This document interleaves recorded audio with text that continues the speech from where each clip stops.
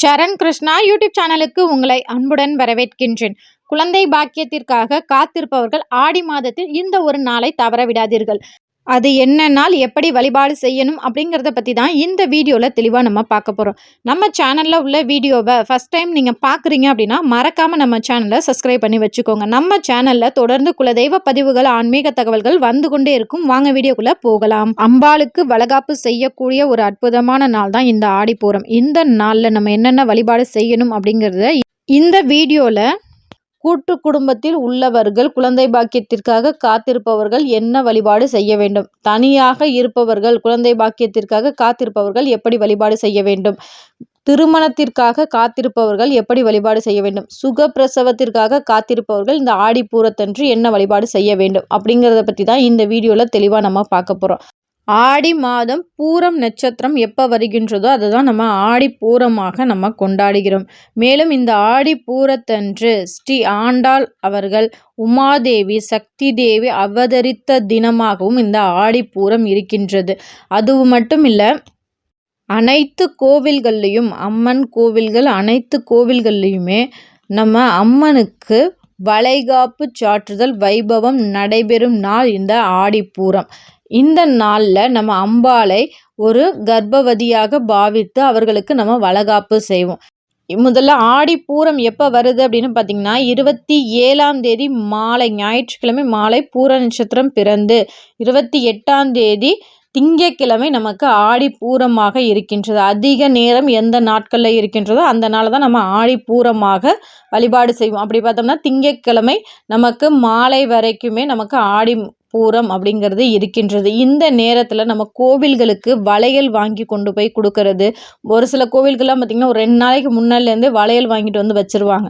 இது போன்று உங்கள் வீட்டுக்கு பக்கத்தில் இருக்கிற அனைத்து கோவில்களுக்கும் நீங்கள் வளையல் வாங்கிட்டு போய் கொடுங்க.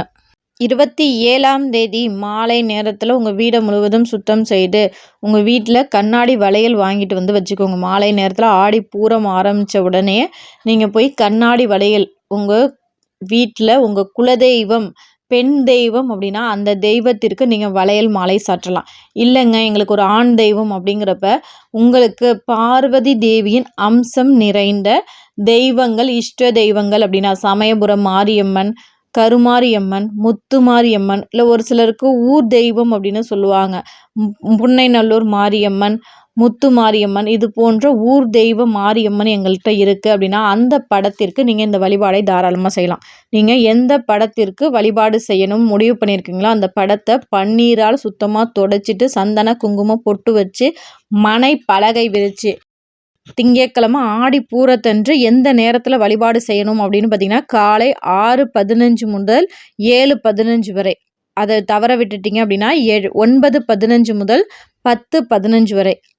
அடுத்தது குளிகை நேரம் அப்படின்னு இருக்குது. குளிகை நேரத்தில் எந்த ஒரு நல்லது நம்ம வீட்டில் செஞ்சாலும் அது அடுத்தடுத்து பெருகும்.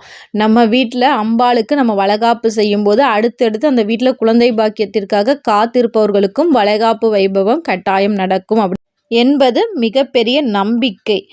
இந்த குளிகை நேரம் எப்போ வருது அப்படின்னு பார்த்திங்கன்னா மதியம் 1:30 3 மணி வரைக்கும் இருக்குது. நான் சொல்லக்கூடிய இந்த 3 நேரங்களில் உங்களுக்கு எந்த நேரம் தோதுவாக இருக்கின்றதோ அப்போ இந்த வழிபாடை செய்யுங்க. சுவாமி படம் வச்சுக்கோங்க, வச்சுட்டு சுவாமிக்கு வளையல் மாலை சாற்றிக்கோங்க. வளையல் மாலை சாற்றிய பிறகு சுவாமிக்கு நெய்வேத்தியமாக ஏதாவது பாலோ கற்கண்டோ இல்லை சர்க்கரை பொங்கலோ உங்களால் என்ன முடிகின்றதோ அந்த சிறிய நெய்வேத்தியத்தையும் முன்னாடி வச்சு முதல்ல விநாயகர் காப்பு சொல்லுங்கள்.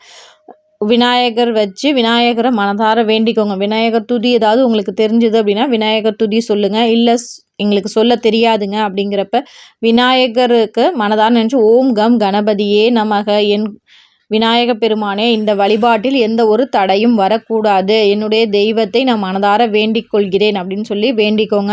அடுத்து நீங்கள் குலதெய்வத்திற்கு இந்த வழிபாடு செய்கிறீங்க அப்படின்னா பிரச்சனை இல்லை. இல்லை நாங்கள் வேறு ஏதோ மற்ற தெய்வங்களுக்கு நான் செய்ய போகிறேன் அப்படிங்கிறப்ப உங்கள் குலதெய்வத்தை வேண்டிக் கொள்ளுங்கள். என் குலதெய்வமே உன்னுடைய அருளாலும் நான் இப்போ சாமி கும்பிட்ற அருளாலும் எனக்கு சீக்கிரம் குழந்தை பாக்கியம் கிடைக்க வேண்டும் அப்படின்னு சொல்லி மனசார வேண்டிக்கிட்டு அடுத்தது அந்த தெய்வத்திற்கு நீங்கள் வளையல் மாலை சாற்றி விட்டு வளையல் மாலை எப்படி கட்டணும் அப்படின்னு சொல்லி யூடியூப்பில் போட்டிங்கனாலே கண்டிப்பாக வரும். அதை பார்த்து ஒரு மஞ்சள் கலர் நூலில் வளையல் மாலை கட்டிக்கோங்க. கட்டிய பிறகு ஒரு 4 அல்லது 5 டஜன் வளையல்கள் ஒற்றைப்படையில் வளையல்கள் வாங்கி அந்த சுவாமி படத்துக்கு முன்னாடி வச்சுருங்க. அது குழந்தை பாக்கியத்திற்காக காத்திருப்பவர்களின் கை சைஸுக்கு வளையல் வாங்கிக்கோங்க. பூக்களால் அர்ச்சனை பண்ணுங்க. ஒரு 108 போற்றி நீங்கள் எந்த தெய்வத்திற்கு செய்ய போகிறீங்களோ, எந்த பெண் தெய்வத்திற்கு வழிபாடு செய்ய போகிறீங்களோ அந்த பெண் தெய்வத்தின் பெயரை போட்டாலே 108 போற்றிகள் நார்மலாகவே செல்லில் வந்துடும்.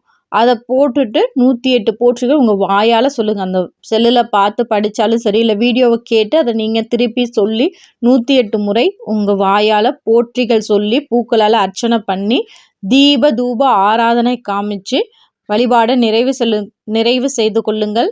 இதெல்லாம் வச்சு வழிபாடு செய்து சுவாமியெல்லாம் கும்பிட்டு முடித்த பிறகு சுவாமியை எப்போதும் போல் நீங்கள் ஆணியில் எடுத்து மாட்டிலாம், இல்லை அடுத்து கீழே வச்சுட்டு அந்த மணப்பலகையில் நீங்கள் கூட்டு குடும்பத்தில் இருக்கீங்கன்னா உங்களுடைய மாமியார் அல்லது மூத்த சுமங்கலி பெண்கள் இந்த செய்யலாம்.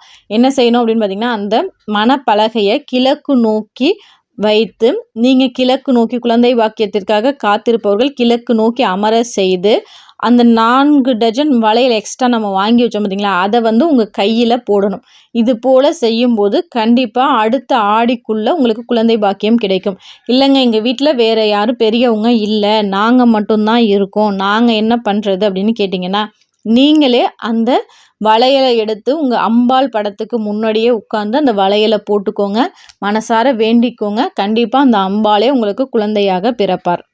ஒரு சிலர் ஆண் குழந்தை எனக்கு பிறக்க வேண்டும், நாங்கள் என்ன பண்ணுறது அப்படின்னு கேட்டிங்கன்னா, எனக்கு ஒரு ஆண் குழந்தையை கொடு அப்படின்னு சொல்லி அந்த அம்பாளிடம் மனதார பிரார்த்திங்க. கண்டிப்பாக உங்களுக்கு ஒரு ஆண் குழந்தையும் பிறக்கும். குழந்தை பாக்கியத்திற்காக காத்திருப்பவர்கள் கையில் வளையல் அணிந்து கொண்டு உங்கள் கணவரிடம் அல்லது மூத்த சுமங்கலி பெண்கள் இருந்தால் அவங்களோட ஆசீர்வாதம் வாங்கிக்கோங்க. உங்கள் கணவர்கிட்ட ஆசீர்வாதம் வாங்கி மஞ்சள் குங்குமம் பொட்டு வச்சுக்கோங்க அவங்க கையால். கோவில்களுக்கு சென்று கோவில்கள்லையும் சுவாமிக்கு வளையல் வாங்கி கொடுத்து அங்கேயும் ஆசீர்வாதம் வாங்கிட்டு உங்களால் முடிஞ்ச அளவுக்கு சுமங்கலி பெண்களுக்கு நீங்கள் செய்த நெய்வேத்தியங்களில் கொஞ்சம், அடுத்தது வளையல், வெத்தலை, பாக்கு, பூ இது அனைத்தையுமே கொடுத்து அவங்கள்ட்ட ஆசீர்வாதம் வாங்கிக்கோங்க. இது போல் செய்தாலே போதும். கண்டிப்பாக அந்த அம்மனின் அருளால் உங்களுக்கு கூடிய விரைவில் குழந்தை பாக்கியம் கிடைக்கும். இது 100% உண்மை. கண்டிப்பாக உங்களுக்கு பிடித்த பெண் தெய்வம் எது என்பதை எங்களோட கமெண்ட் செக்ஷனில் ஷேர் பண்ணிக்கோங்க. சுகப்பிரசவத்திற்காக காத்திருப்பவர்களும் இதே போல் வழிபாடு செய்து கூடிய விரைவில் எனக்கு சுகப்பிரசவம் அமைய வேண்டும் அப்படின்னு சொல்லி அந்த அம்பாளை மனதார வழிபாடு செய்து கொள்ளுங்கள். திருமணத்திற்காக காத்திருப்பவர்களும் அம்மன் படத்திற்கு முன்னாடியே அந்த அம்மனிடம் வைத்த வளையலை அணிந்து கொள்ளுங்கள். இதுவே போதுமானது. கண்டிப்பாக அந்த அம்பாளின் அருளினால் கூடிய விரைவில் உங்கள் வாழ்க்கையில் அனைத்து நல்ல விஷயங்களும் இனிதே நடைபெறும். இந்த வீடியோ உங்களுக்கு பயனுள்ளதாக இருக்கும் என்ற நம்பிக்கையில் மற்றொரு வீடியோவில் சந்திக்கிறேன். இந்த வீடியோ உங்களுக்கு பிடிச்சிருந்தால் லைக் பண்ணுங்கள், ஷேர் பண்ணுங்கள், மறக்காமல் சப்ஸ்கிரைப் பண்ணுங்கள். இது உங்கள் சரண் கிருஷ்ணா யூடியூப் சேனல். நன்றி, வணக்கம்.